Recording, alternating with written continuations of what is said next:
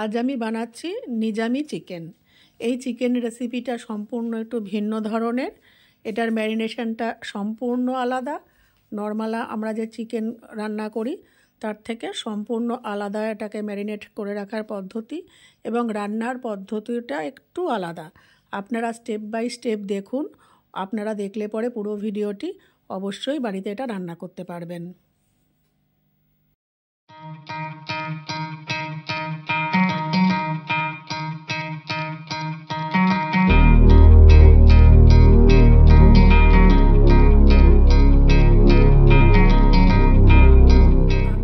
On করে সাদা তেল মানে রিফাইন্ড অয়েল নিয়েছি। তেলটাকে আমি গরম করে নিয়েছি। নিয়ে এবার এই যে 4টে মিডিয়াম সাইজের আমি পেঁয়াজ কুচি করেছি, এটাকে আমি একদম লাল করে ভেজে নেব, মানে যেটাকে বলে বেরেস্তা। লাল করে ভেজে তুলে আমি ঠান্ডা করতে দেব। আর যে তেলটা আমার এক্সেস থাকবে বেরেস্তা তুলে নেওয়ার পরে, সেই তেলটা আমি মাংস ম্যারিনেশনে ব্যবহার করব। চিকেনটা যখন আমি ম্যারিনেট করব সেই তেলটা আমি ব্যবহার করব। আমি এটাকে বেরেস্তা করে ভেজে নিয়ে ফিরে আসবো আপনাদের কাছে। আমি একদম ডিপ ব্রাউন করে পেঁয়াজটাকে ভেজে নিয়েছি। এই পেঁয়াজটা এবার আমি তুলে রাখবো, তুলে ঠান্ডা করতে দেব। আর এই যে তেলটা থাকবে লেফট ওভার যে তেলটা, এই তেলটা আমি যখন চিকেনটা ম্যারিনেট করব, তেলটা ঠান্ডা হবে, পেঁয়াজটাও ঠান্ডা হবে। যখন আমি চিকেনটা ম্যারিনেট করব তখন এই তেলটা আমি ব্যবহার করব।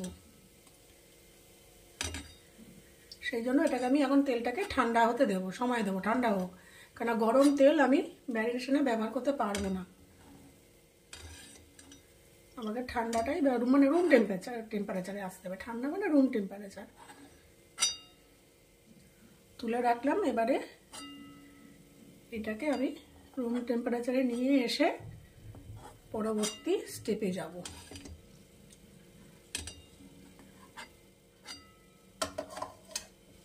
আমি একটা মিক্সিং জার নিয়েছি।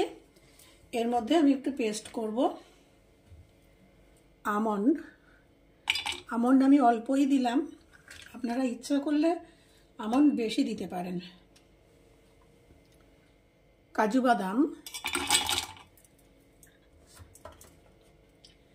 আর এই যে কোকোনাট মিল্ক আমি দিয়ে দিলাম। কোকোনাট মিল্ক, আপনারা যদি কোকোনাট মিল্ক না দিতে চান তাহলে নারকেল গ্রেটেড যে কোকোনাট, সেটা শুকনোও কিনতে পাওয়া যায়, শুকনোও ব্যবহার করতে পারেন।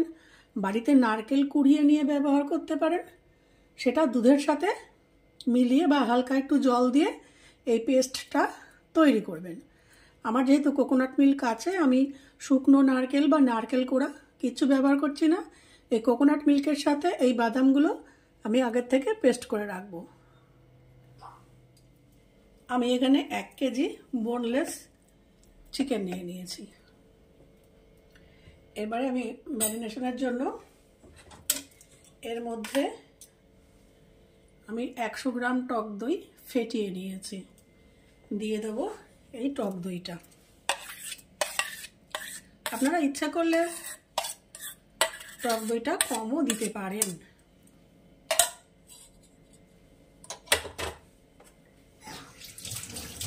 এবারে এর মধ্যে দিয়ে দেব কিছু কোচানো কাঁচা লঙ্কা কুচি,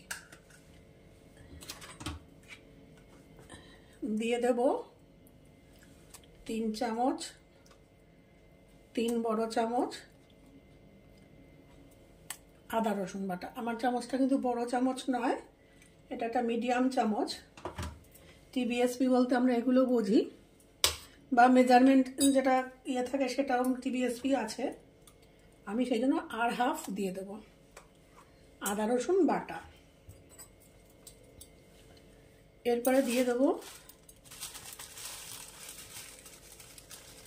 1 চামচ শাহজিরা যেটাকে বলে, শাহি জিরা, সেটা দেব। দিয়ে দেব 1 চামচ ধনে গুঁড়ো, কোরিয়েন্ডার পাউডার। 1 চামচ cumin powder, cumin seeds powder, জিরা গুঁড়ো। এবার কতগুলো আস্ত মশলা দিচ্ছি, দিয়ে দিচ্ছি দারচিনি, দেব কয়েকটা লবঙ্গ, দেব ছোট এলাচ, এরপরে দেব, আমি যেহেতু কাঁচা লঙ্কা দিয়েছি তাও অল্প 1/4 একটু দিয়ে দেবো শুকনো লঙ্কা গুঁড়ো। লবণ আপনারা আপনাদের স্বাদ অনুযায়ী, টেস্ট অনুযায়ী লবণ অ্যাড করবেন। 1/2 চামচ হলুদ দিয়ে দেব। ওই যে পেঁয়াজ ভাজা যা তেল, সেই তেলটা আমি দিয়ে দিচ্ছি। আপনারা যদি মনে করেন এখানে ঘি দিয়ে এটা মাখাবেন বা বাটার দিয়ে মাখাবেন, তাও করতে পারেন।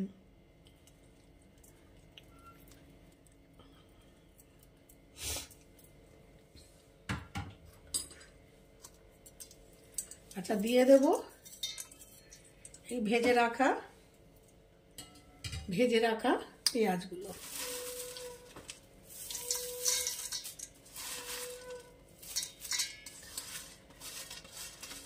সবটাই দিয়ে দিলাম।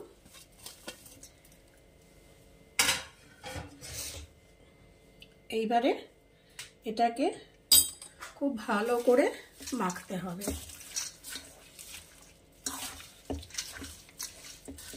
আমি ভালো করে মাখিয়ে আপনাদের কাছে ফিরে আসছি। আমি ভালো করে মশলাটা মাখিয়ে নিয়েছি, নিয়ে এবারে যাব সেকেন্ড ম্যারিনেশনে। আপনারা এখানে মশলার ব্যবহার আপনাদের মাংসের পরিমাণের অনুযায়ী আপনারা কমাবেন বা সেটাকে বাড়িয়ে দেবেন। কতটা মাংস নিয়েছেন সেই পরিমাণ অনুযায়ী মাপটা করবেন। আচ্ছা, এবার এই যে আমি কাজু বাদাম, আমন্ড আর কোকোনাট মিল্ক পেস্ট করে রেখেছিলাম, সেটা কাচিয়ে নিয়ে আবার ভালো করে এরকম করে মেখে নেব।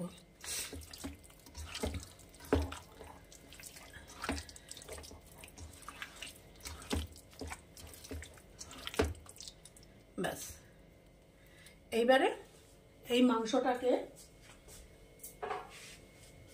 এই ম্যারিনেট করা অবস্থায় আমি এটাকে 3 ঘন্টা রেখে দেব। আপনারা এরকম ঢাকনা চাপা না দিলে, যদি মনে করেন ফয়েল পেপার দিয়ে মুড়াবেন, ফয়েল পেপার দিয়ে মুড়াতে পারেন। যদি মনে করেন যে র্যাপিং পেপারগুলো থাকে, রোলগুলো, সেগুলো দিয়ে মোড়াবেন, যা খুশি। আমাদের রেগুলার রান্নাতে অত কিছু থাকে না আমাদের হাতের কাছে, ফয়েল পেপার দিয়ে মোড়ানো বা কি র্যাপিং পেপার দিয়ে মোড়ানো আমাদের হাতের কাছে রান্নার সময় অত কিছু থাকে না। সেই জন্য এরকম করে আমি অ্যাটলিস্ট এটাকে 3 ঘন্টা ভিজিয়ে রাখবো। আপনারা যদি সম্ভব হয় এটাকে সারা রাত এরকম করে ভিজিয়ে রাখবেন, এরকম করে ঢেকে এটাকে রেস্টে রাখবেন সারা রাত। কিন্তু আমার যেহেতু এখানে সময় নেই, আমি কারো যদি সময় হাতে কম থাকে, অ্যাটলিস্ট 3 ঘন্টা আগে আপনারা এটাকে ভিজিয়ে রেখে দেবেন। 3 ঘন্টা অন্তত এটাকে ম্যারিনেট করে রাখতে হবে। সরি, আবার ফিরে এসেছি। আমি এখানে একটা উপাদান দিতে ভুলে গেছি। আমি মিশিয়ে দেবো এখানে 1 চামচ গরম মশলা, দিয়ে মাখিয়ে রেখে দেব। আমি গরম মশলা দিয়ে ভালো করে এটাকে মাখিয়ে নিয়েছি। এইবারে সবার শেষে আমি মেশাবো ধনেপাতা কুচি। ফ্রেশ ধনেপাতা কুচির পাতা আমি একদম সবার শেষে মেশাবো, সবার আগে আমি এটাকে মেশাবো না। লাস্ট যখন ঢেকে রাখবো তার আগে আমি এই ধনেপাতা কুচিটাকে মিশিয়ে দিয়ে তারপর আমি এটাকে রেস্টে রাখবো 3 ঘন্টা।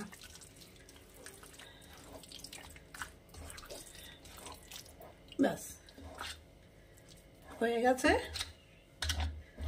এই কাজগুলো হাতেই করতে হয়, চামচে বা হাতার দিয়ে সম্ভব হয় না।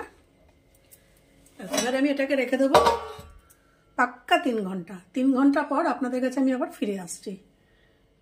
পাক্কা 3 ঘন্টা পর আমি এই ঢাকনাটাকে ওপেন করছি। এই যে আমি কিন্তু 3 ঘন্টার মধ্যে এটাকে কোনো নাড়াইনি, কিছুই করিনি, একদম এভাবেই অ্যাজ ইট ইজ রেখে দিয়েছি। 3 ঘন্টা পর আমি ঢাকনা ছড়ালাম। আপনারা যদি ক্লিন র্যাপ দিয়ে করেন তাহলে সেটা করবেন, যদি ফয়েল র্যাপ দিয়ে ইয়ে করেন তাহলে সেটা ওপেন করবেন। 3 ঘন্টা বা সারা রাত যদি ভিজিয়ে রাখেন তাহলে তো খুবই ভালো, কিন্তু সবসময় তো সারা রাত ভিজিয়ে রাখার সময় থাকে না, তাড়াহুড়ো করে রান্না করে ফেলতে হয়। সেক্ষেত্রে মানে মিনিমাম 3 ঘন্টা আপনাকে রেস্টে রাখতেই হবে। এরপর আমি একটা প্যান বসিয়ে দেবো।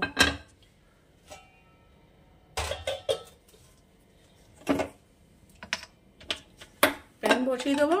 আচ্ছা, এটা যদি আপনারা দমে রান্না করতে যান তাহলে একটা মোটা বেসের প্যান নেবেন। এটা দমেও রান্না করা যায়। দম দেওয়ার জন্য মোটা বেসের একটা প্যান নেবেন।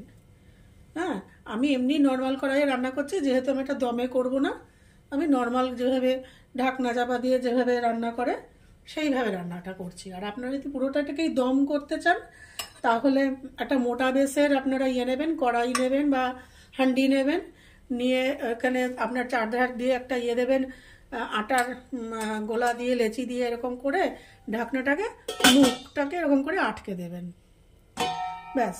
কিন্তু আমি সেভাবে রান্নাটা করব না, আমি এমনি ঢাকনা চাপা দিয়ে সব কিছু করবো।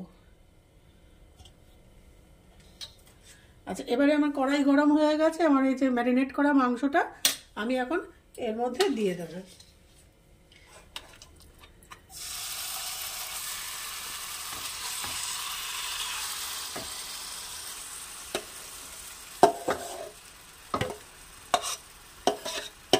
দিয়ে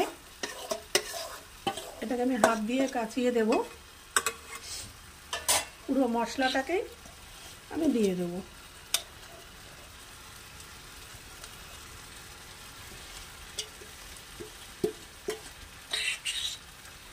এবার এটাকে আমি হাই ফ্লেমে আমি এই ঢাকনা দিয়ে দেব। ঢাকনা দিয়ে আমি হাই ফ্লেমে 5 মিনিট রান্না করব। হাই ফ্লেমে ঘড়ি ধরে 5 মিনিট রান্না করার পর আমি আবার ফিরে আসছি আপনাদের কাছে। ঠিক 5 মিনিট পর আমি ফিরে আসছি। এবার আমি ঢাকনাটাকে ওপেন করব। গ্যাসের ফ্লেম একদম লো করে দেব, দিয়ে এবার নাড়া দেবো।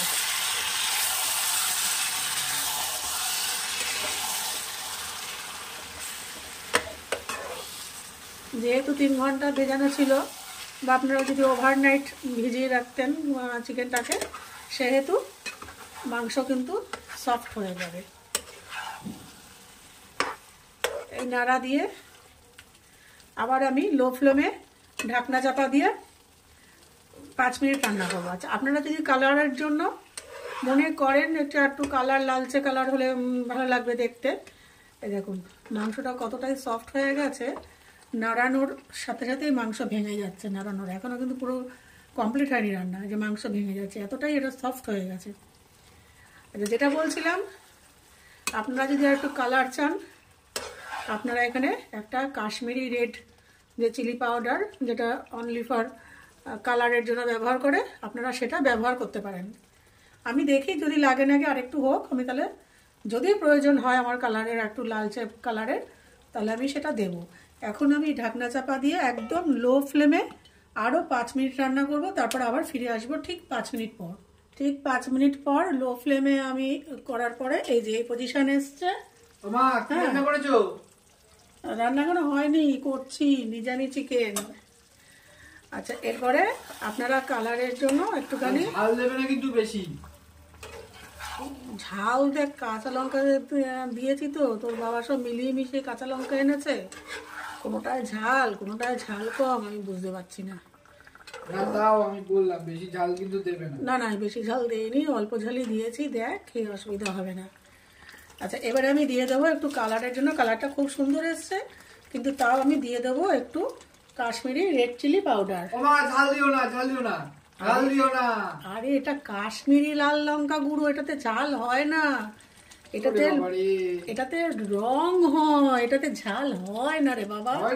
না তুই যা যা গিয়ে ঘরে গিয়ে বস, আমার পিছনে বিরক্ত করিস না, সব ভুলভাল হয়ে যাবে। এটা রং হয়, এটাতে ঝাল হয় না। একটু কালারের জন্য দিয়ে দিলাম একটু কাশ্মীরি রেড চিলি পাউডার।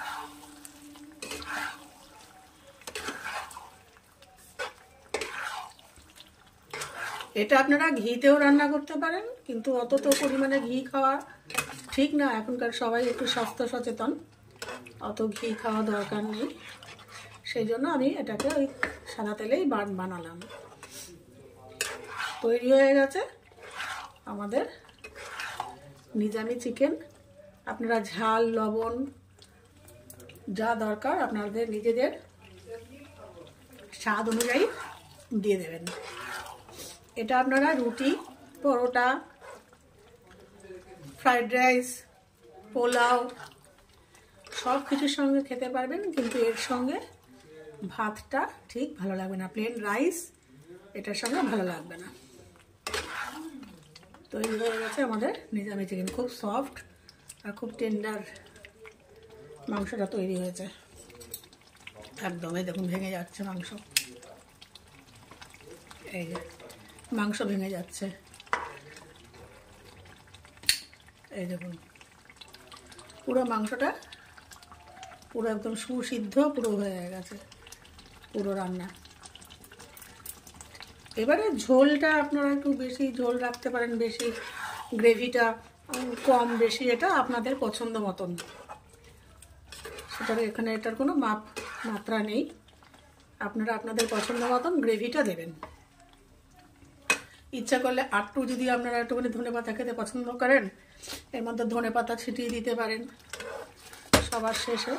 এগুলো অপশনাল, বেসিক রান্নাটা হচ্ছে এটা।